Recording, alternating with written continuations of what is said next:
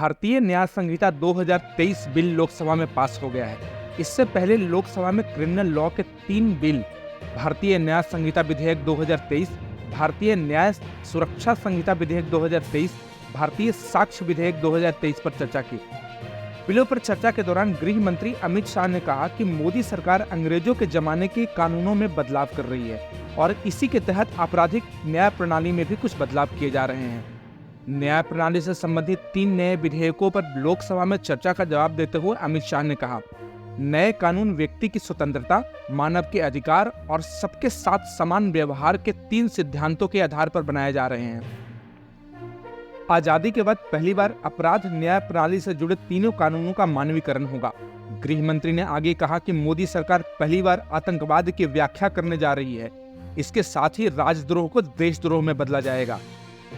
नए कानूनों में महिलाओं और बच्चों को प्रभावित करने वाले कानूनों की प्राथमिकता दी जाएगी। उसके बाद मानव अधिकारों से जुड़े कानूनों और देश की सुरक्षा से संबंधित कानूनों को प्राथमिकता दी जाएगी। गृह मंत्री ने कहा कि मॉब लिंचिंग एक घृणित अपराध है। नए कानून में इस अपराध में फांसी की सजा का प्रावधान रखा गया है।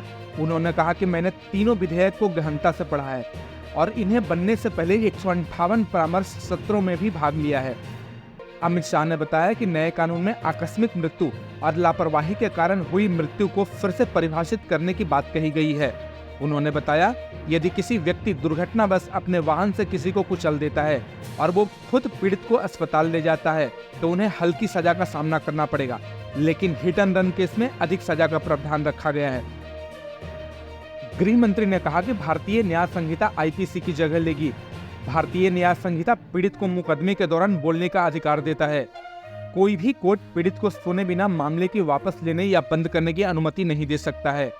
पीड़ित और आरोपी की जांच रिपोर्ट की एक कॉपी देना अनिवार्य है। पुलिस की जवाबदेही भी तय की जाएगी। अंडर ट्रायल पर बोलते हुए अमित शाह ने कहा कि यदि कोई भी अंडर ट्रायल व्यक्ति अपनी सजा का 1/3 समय पूरा कर लेता है तो उसे बेल मिल सकती है। साथ ही उन्होंने बताया कि आरोपी की अनुपस्थिति में भी सुनवाई की जा सकेगी।